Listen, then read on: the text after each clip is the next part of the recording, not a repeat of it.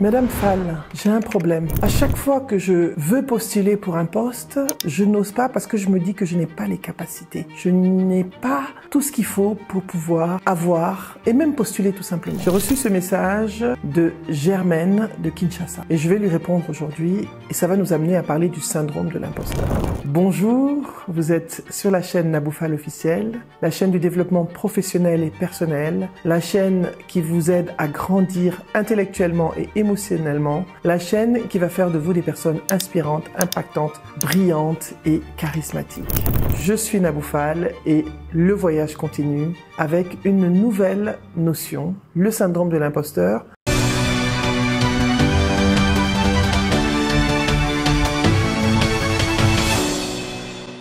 Je vais répondre à Germaine qui m'a écrit de Kinshasa. Mbote à Beno, mbote à tous les Congolais de Brazzaville, de Kinshasa et du monde entier. Je suis contente de pouvoir répondre à cette question de ma sœur congolaise. Alors Germaine, ce que tu ressens là, c'est tout à fait normal. Il faut savoir qu'il y a un syndrome qu'on appelle le syndrome de l'imposteur qui a été découvert, pas vraiment découvert, mais qui a été formalisé et il y a un livre qui a été écrit dessus par mesdames Clance et Himes en 1978 et suite à des recherches, elles ont découvert que 70% des personnes hauts cadres et dirigeants sont frappées par le syndrome de l'imposteur. Mais c'est quoi au juste le syndrome de l'imposteur? Le syndrome de l'imposteur, ça veut dire ne pas se sentir assez bien ou assez capable pour ce que l'on est ou penser qu'on ne mérite pas ce que l'on a comme récompense ou alors comme position. On se dit qu'on est un imposteur et qu'à un certain moment, on va nous découvrir. Donc, ce syndrome de l'imposteur, il est très fréquent. Il est extrêmement fréquent. Comme vous l'avez vu dans les recherches, 70% des gens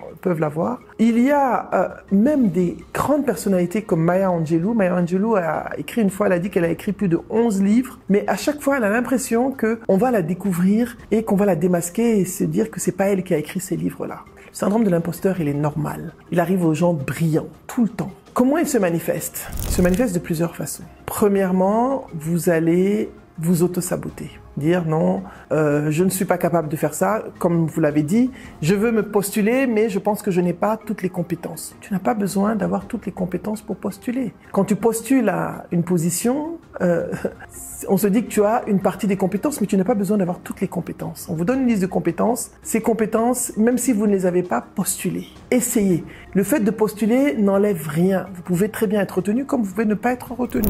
Deuxième chose, quand j'ai reçu ton courrier, ça m'a fait penser à quelqu'un que j'ai eu l'autre jour. J'ai fait un live sur TikTok et un jeune homme qui me dit, voilà, moi j'ai envie de faire des formations, mais je n'ai pas de certificat. La formation, elle va venir de ton expérience. Quelle expérience tu as? Je lui ai demandé quelle expérience tu avais. Il m'a dit non, j'ai l'habitude de faire des petits boulots et à chaque fois, j'arrive à être autonome et indépendant et financer mes études avec ça. Je lui ai dit, alors, c'est ton expérience que tu vas raconter. La formation va venir de comment est-ce que tu as fait ce que tu faisais, comment est-ce que tu as eu ces opportunités pour pouvoir apporter de la valeur ajoutée à tes finances, gagner plus d'argent. Et ça, comment tu as fait, c'est ça ta formation. Ça ne nécessite pas forcément une certification. Peut-être dans le long terme, tu pourras faire une formation de formateur pour pouvoir mieux structurer ta formation. Donc le syndrome de l'imposteur, c'est vraiment d'abord l'auto-sabotage, l'auto-dénigrement, dire du mal de soi. Vous savez, vous êtes en réunion et vous dites à quelqu'un non, toi tu connais mieux que moi, donc vas-y, faut dire. Personne ne connaît mieux que toi. Le syndrome de l'imposteur, c'est quoi? C'est quand on pense que on ne connaît pas autant que les autres sont plus intelligents que nous. Non, il y a ce que vous connaissez, il y a ce que eux ils connaissent et chacun dans une entreprise ou dans la société en général a des connaissances. Ça ne fait pas de vous quelqu'un de moins parce que vous n'avez pas les mêmes connaissances qu'une autre, mais vous avez vos connaissances à vous. Donc le syndrome de l'imposteur aussi, comment il se manifeste? Par totalement un manque de confiance en soi. On n'a pas confiance en nous, on n'ose pas s'exprimer, on n'ose pas dire ce que l'on veut dire, on n'ose pas s'affirmer. Donc aussi un manque d'assertivité. L'autre manifestation du syndrome de l'imposteur, c'est on se met trop de pression et on commence à procrastiner. On procrastine quand on fait parce qu'on se donne des objectifs qui sont trop importants. On vous dit voilà, on doit faire ça pour demain. Moi, je sais que ça m'est arrivé. Je dis ok, je vais le faire. On fait trop parce qu'on est dans la perfection. On est dans le perfectionnisme. On se dit tant que je n'ai pas fait ça, ce sera pas parfait. Donc le perfectionnisme et la procrastination sont des manifestations du syndrome de l'imposteur. parce que on se dit qu'on n'a pas encore tous les éléments pour bien faire. Donc on attend demain, Et ça, personnellement, ça m'arrive aussi. On attend toujours le jour d'après parce qu'on se dit, il faut encore que j'ai ceci. Tant que je n'ai pas tout ça, mais on peut pas tout avoir parfaitement dans le monde, dans la vie. Faites ce que vous pouvez avec ce que vous avez en essayant de faire le mieux possible. Mais en ne retardant pas ce que vous avez à faire. Donc quand je vous donne le conseil, je me donne aussi le conseil en même temps, c'est pas gâté. Donc le syndrome de l'imposteur, pourquoi est-ce qu'on l'a? Il vient souvent de notre éducation, de nos éducations respectives où on vous dit souvent que vous n'êtes pas assez formé, vous n'êtes pas assez instruit, vous n'avez pas assez d'eux. Donc ça crée un doute dans notre esprit et on grandit avec ça. Et on se dit à chaque fois qu'il faut avoir tout parfait pour pouvoir être ceci ou être cela. Je prends un exemple très simple. Donc je prenais l'exemple de Germaine. Germaine veut postuler, elle travaille dans une agence des Nations Unies. Elle veut postuler à un poste à un certain niveau, mais elle se dit qu'elle n'a pas toutes les compétences qu'il faut parce qu'on lui a toujours dit qu'il fallait avoir tout ça pour pouvoir se positionner. Et ça, messieurs, vous m'excusez, mais c'est surtout un syndrome qui attaque les femmes. Les femmes sont souvent victimes du syndrome de l'imposteur. Donc, le syndrome de l'imposteur, il crée aussi beaucoup de malaise et beaucoup de problèmes dans votre vie. Je vais vous donner des exemples. Qu'est-ce que les conséquences du syndrome de l'imposteur, c'est quoi? Vous êtes fatigué, le stress, voilà, c'est souvent le stress et la fatigue parce que vous mettez trop de pression. Donc, il y a quelque chose, on vous dit, est-ce que tu peux faire ça pour demain? Tu dis oui, mais tout simplement parce que tu vas être sûr que tu vas bien performer. Quand tu dis oui, c'est que tu es quelqu'un de brillant, de performant. Alors que ce n'est même pas humainement possible de finir demain. Ose dire non, je ne pourrai pas pour demain, mais je pourrai pour dans 3 jours, dans 4 jours. Voilà. C'est pas parce que tu vas dire oui que tu pourras, alors que tu ne peux pas, que tu es mieux perçu par les gens. Non. Il faut être réaliste. C'est très important. Les conséquences du syndrome de l'imposteur, c'est la fatigue. Parce que vous vous mettez des pressions, vous surmenage. C'est un cycle infernal. Et on parle de ce cycle-là où on n'est pas sûr de soi. Donc, on continue. Il y a aussi la validation. On attend toujours la validation de l'extérieur. Vous n'avez pas besoin d'être validé par l'extérieur tout le temps. Vous pouvez demander des conseils, mais pas la validation.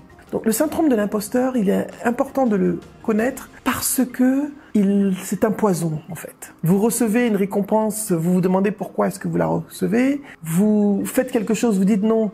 Ce n'est pas parce que je sais le faire que je l'ai eu, parce que j'ai eu de la chance. Ce n'est pas la chance qui vous a amené là où vous êtes. Bien sûr, la chance est un facteur important, mais ce n'est pas le facteur le plus important. Si vous n'êtes pas compétent, vous ne pouvez pas arriver à certaines positions en entreprise. C'est impossible. Si vous n'êtes pas compétent, vous ne pouvez pas faire certaines choses. En entrepreneuriat, c'est pareil. Vous voulez faire quelque chose, arrêtez de vous poser des questions du matin au soir. Commencez quelque part. Formez-vous, informez-vous.